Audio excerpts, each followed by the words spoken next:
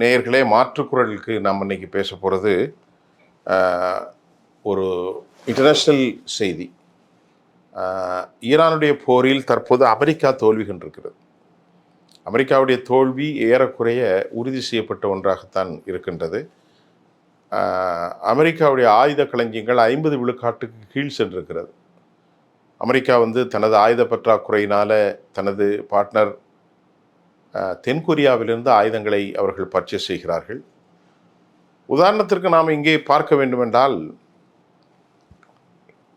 அமெரிக்காவும் இஸ்ரேலும் சேர்ந்து தலைவர்களை கொலை செய்கிறார்கள். ஏற்கனவே ஆயத்துல்லா கொமேனி படுகொலை செய்யப்பட்டார். நேற்றைக்கு இஸ்மாயில் என்கின்ற இன்ஃபர்மேஷன் டெக்னாலஜி மினிஸ்டரை கொலை செய்திருக்கிறார்கள். எல்லாவற்றை விட இராணுவ படை தளபதி பீட் ஹெர்ட்ஸ் ஒப்பான இங்கே இருக்கக்கூடிய அலி லாரிஜானி அவர்கள் படுகொலை செய்திருக்கிறார்கள். அலி லாரிஜானி ஆயத்துல்லா கொமேனியுடைய ஒரு மிக நம்பிக்கை பெற்றவர். அது மட்டுமல்ல, அலி லாரிஜானி நம்பிக்கை மட்டும் பெறவில்லை, அவர் தற்போது கொள்கை வடிவமைப்பு மட்டுமன்று ஒரு ஸ்ட்ராட்டஜிக்கலாக ஒரு வடிவமைப்பை கொடுக்கக்கூடிய மாபெரும் தலைவர். அரபு நாடுகளுக்கெல்லாம் சமீபத்தில் எச்சரிக்கை விடுத்திருந்தார். லெபனானுக்கு சில மாதங்களுக்கு முன்பு அவர் சென்றிருந்தார். இப்படிப்பட்ட ஒரு தலைவர். கடந்த வெள்ளிக்கிழமை அலி லாரிஜானி, பொதுவாக அலி லாரிஜானி வெள்ளிக்கிழமை நடந்த குஸ் படை பேரணி, பலஸ்தீன ஆதரவு பேரணியிலே கலந்து கொண்டார். அந்த வெள்ளிக்கிழமைக்கு பின்பே அவர் முழுமையாக நோட்டட். அவர் அவருடைய நடைமுறைகள் எங்கு செல்கிறார் என்பதை உளவு அமைப்புகள் மொசாத், சிஐஏ தெளிவாக கவனித்திருக்கிறார்கள். அப்டேட்ஸ் இஸ்ரேல் தலைமைக்கு ஐடிஎஃப்க்கும் சிஐஏ, மொசாத் மற்றும் சிஐஏக்கு பகிர்ந்திருக்கப்படுகிறது. மொசாத் ஏதோ அமைப்பு மட்டும்தான், யூதர்களின் அமைப்பு. ஆனால் அதனுடைய பணி செய்பவர்கள் எல்லா நாடுகளிலும் எல்லா சமூகமும் வேலை செய்கிறார்கள். யூதர்களுக்காக முஸ்லீம்கள் வேலை செய்கிறார்கள், இந்துக்கள் வேலை செய்கிறார்கள், கிறிஸ்தவர்கள் வேலை செய்கிறார்கள், சீக்கியர்கள் வேலை செய்கிறார்கள், பௌத்தர்கள் வேலை செய்கிறார்கள், மதமற்றவர்களும் கூட வேலை செய்கிறார்கள். அப்படி ஒரு ஆர்கனைசேஷனாக அதை டு பி கன்வெர்ட், அதை அவர்கள் மாற்றியிருக்கிறார்கள். அது வெற்றி தான். அதற்கு பெரும் மில்லியன் கணக்கான டாலர்களை, பணத்தை அவர்கள் செலவழிக்கிறார்கள். அதன் விளைவாகத்தான் உலகின் மிகப்பெரிய இராணுவ அமைப்பு தனது தலைவர்களை பாதுகாக்காமல் போய்விட்டது என்கின்ற ஈரானுடைய அந்த நெருடல், அந்த பற்றாக்குறை, மோசமான ஒரு செக்யூரிட்டி, பாதுகாப்பு, இன்டெலிஜென்ஸ் ஃபெயில், அது ஐஆர்ஜிசிக்கு மட்டுமல்ல, ஈரானுடைய நாட்டிற்கே ஒரு பெரும் அவமானகரமான ஒரு சம்பவமாகத்தான் நாம் இப்போது அதை பார்த்து கொள்ளலாம். இதற்கிடையே இன்று காலை நேற்று வெளியான தகவலில் அமெரிக்கா இதுவரை 20 பில்லியன் அமெரிக்க டாலர்களை குண்டுவீச்சிற்கு மட்டுமே பயன்படுத்தி இருக்கிறார்கள் என்ற தகவல் வந்திருக்கிறது. 5197 மியூனிஷன்ஸ் குண்டுகளை அவர்கள் போட்டிருக்கிறார்கள். அதற்கு மட்டுமே 16 பில்லியன் என்று சொல்லப்படுகின்றது. கடந்த 4 நாட்களில் மட்டும்தான் இந்த பயங்கரமான தாக்குதலுக்கு அமெரிக்கா செலவு செய்திருக்கிறது.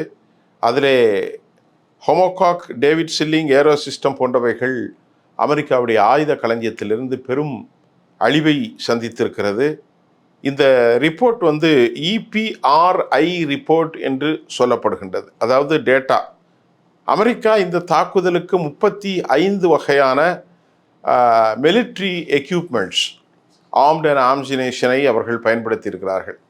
அது எதுவாக இருந்தாலும் சரி, டிஃபென்ஸ் சிஸ்டத்தில் இருக்கிற ரெடார் சிஸ்டமாக இருந்தாலும் சரி, ஆன்டி மிசைல், ஆன்டிஷிப் மிசைலாக இருந்தாலும் சரி, எதுவாக இருந்தாலும் சரி. முதலில் அமெரிக்காவுக்கு பெரிய இடையூறு என்னவென்றால், குவைத் மற்றும் சவுதி, யுனைடெட் அரபு எமிரேட்ஸ், ஜோர்டான் போன்ற நாடுகளில் அமெரிக்கா நிலைநிறுத்தியிருந்த ANTPY-2 ரெடார் சிஸ்டம் ஈரானால் அது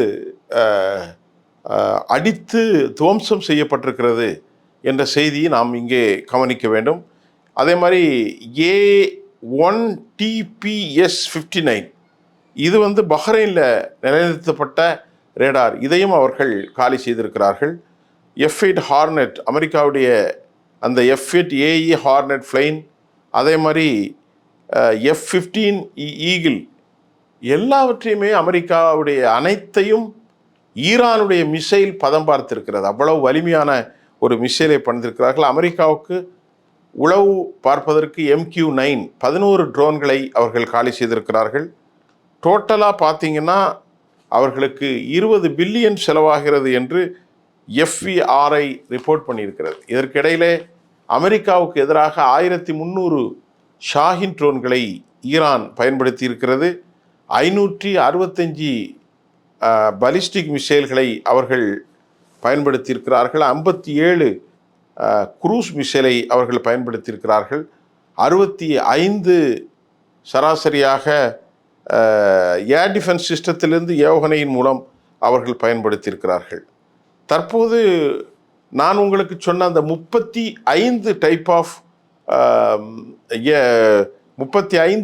ஆஃப் பல வகையான ஆயுதங்கள், அதில் 21 செயல்பாட்டிலும் 14 ஆர் கிரிட்டிக்கலி ஸ்ட்ரைன் என்று சொல்லப்படுகிறது. அப்படி என்றால் அது ஏதோ ஒரு வழியில் ஈரானுடைய தாக்குதலில் அந்த ஆயுதம் செயல்பாட்டிற்கு வராமல் முடங்கி இருக்கிறது. இப்பொழுது நம்மளிடத்தில் இருக்கக்கூடிய ஒரு செய்தி என்னென்றால் ஏரோ 2 அதில் பாதிக்கப்பட்டது, கிரிட்டிக்கலி ஸ்ட்ரைன்டு ஏரோ 2, ஏரோ 3, அதே மாதிரி ATAC-1%, GBU-57, த மாசிவ் ஆர்டினன்ஸ் பெனிட்ரேட், தாட், பெட்ரியாட் மற்றும் ட்ரம்போ கிறிஸ்டல் மார்ஷல், பெட்ரியாட் 2, பெட்ரியாட் 3, அதே போன்று SM-2, SM-3, SM-6, இப்படி ஏராளமானவர்கள், அதாவது நேவிஸ், ஏஜிஸ், இதையெல்லாம் அவர்கள் பாய்த்திருக்கிறார்கள். இங்கே நமக்கு இவ்வளவு ஆயுதங்களை இழந்திருக்கிறார்கள். 2 லட்சம் கோடி மட்டும் இதுவரை செலவாகி இருக்கிறது. இன்னும் கடல் பிராந்தியத்தில் இருப்பவர்களுக்கெல்லாம் செலவு தொகை என்ன, அது எப்படி அமெரிக்கா சமாளிக்கப் போகிறது? இந்த நிலையிலே நமக்கான கேள்வி என்னவென்றால், போரை தாங்கள் நிறுத்தப் போவதில்லை என ஈரான் தெளிவாக தெரிவித்து விட்டார்கள்.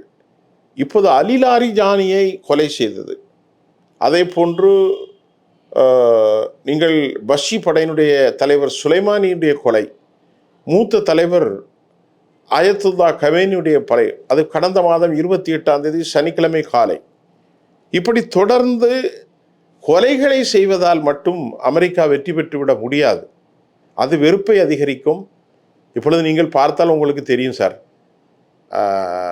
ஆட்சி மாற்றம் ஒன்றுதான் குறிக்கோள், ரெஜிம் சேஞ்ச் அப்படின்னு சொல்லி அமெரிக்காவும் இஸ்ரேலும் கொக்கரித்தன. ஆனால் இன்றைக்கு அவர்கள் என்ன சொல்கிறார்கள் என்று சொன்னால், நாங்கள் ஒன்றும் செய்ய முடியாது, மக்கள் வந்தால்தான் வெற்றி பெற முடியும் என்ற மாதிரி கையை விரிக்கிறார்கள். டொனால்ட் ட்ரம்ப் என்ன சொல்கிறார், ஈரானிடத்தில் இந்த அளவுக்கு ஆயுதங்கள் இருக்கும் என்று நாங்கள் கனவுல கூட நினைக்கல, அவ்வளோ ரிட்டாலியேஷன் இருக்குது, அவ்வளோ ஆயுதங்கள் ஸ்டோர்டு இன் அது என்னது ஆர்சனல்ங்கிறதையும் அவர் தெளிவாக தன் கருத்தில் பதிவு செய்திருக்கிறார். ஆனால் இன்றைக்கு நாம் இங்கே பார்க்க வேண்டிய விவகாரம், இந்த போர் எப்போது முடியும் என்று பலர் கேட்டாலும் உலகம் முழுவதும் சிக்கலை ஏற்படுத்தியிருக்கிறது.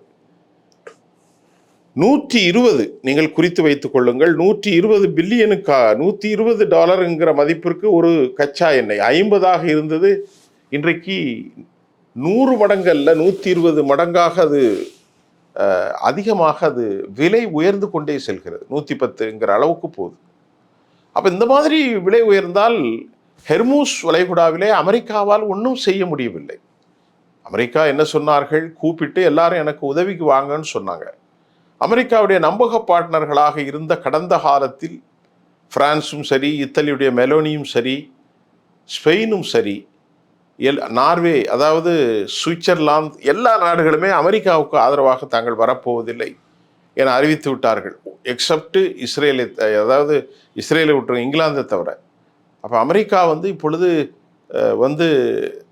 கெப்ட் அலோன், அந்த தேசம் ஒரு சிறையில் வைக்கப்பட்டிருக்கிறது, தனிமையான சிறையில். அப்படி தான் நம்ம அதை பார்க்கக்கூடியதாக இருக்கின்றது.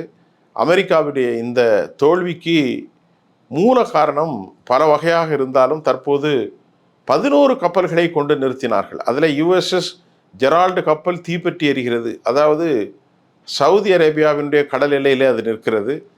இந்த பக்கம் அமெரிக்காவுடைய USS ஆப்ரஹாம் லிங்கன் உடனடியாக மத்திய கிழக்கிலிருந்து பாரசீக வளைகுடாவிலிருந்து கிளம்பிவிட்டது என்கிறார்கள். ஏனென்றால் அவர்கள் துவம்சம் செய்துவிட்டால் அசிங்கமாகிவிடும். 5000 பணியாளர்கள் 90 ஆண்டுகள் தானியங்கி செய்யக்கூடிய ஒரு பெரிய கப்பலை, பலாயிரக்கணக்கான டைனிங் நடந்து கொண்டிருக்கக்கூடிய மைதானங்கள் கொண்ட இவ்வளவு பெரிய ஒரு கப்பலை அமெரிக்கா இழக்க விரும்பவில்லை. ஏற்கனவே அவர்களுடைய அச்சம்தான் அதற்கு காரணம். ஆக இந்த மாதிரி ஒரு கடுமையான சூழ்நிலை காணப்படுகின்றது. இவற்றையெல்லாம் எதிர்கொள்வதற்கு ஈரான் எந்த எல்லைக்கும் செல்லா. நாங்கள் we prepare to enter the battlefield, it's should be, எவ்வளோ நாளாக இருந்தாலும் சரி நாங்கள் ரெடியாக இருக்கோம். ஆனால் அமெரிக்கா ரெடி இல்லை. அமெரிக்கா அமெரிக்காவுடைய ஜனாதிபதி சொன்னார், ஈரான் இவ்வளவு தகுதியாக இருக்குன்னு நான் நினைக்கலையே, அப்படி தகுதியாக இருந்தால் நாங்கள் அடிச்சிருக்க மாட்டோங்கிறத அவர் சொல்கிறார். He confessed they're guilty. இப்போ நேற்றுக்கு பார்த்தீங்கன்னா அமெரிக்காவினுடைய உச்சபட்ச ஆலோசகர்கள், பயங்கரவாதத்துக்கு எதிரான ஆலோசகர், அவர் கெயின், அவர் ராஜினாமா செய்துவிட்டு போய்விட்டார், டேவிட் கெயின். என்ன காரணம் என்று சொன்னால், இவர்கள் அமெரிக்க அதிபர் முட்டாள்தனமான வேலை செய்கிறார். 11 இராணுவ போரில் கலந்து கொண்டவர் தான் இந்த கெயின். இவரை அவர் ஏற்றுக்கொள்ளவில்லை. அவருடைய வயசு 45 தான், இவருடைய வயது 80 ஆக போகிறது.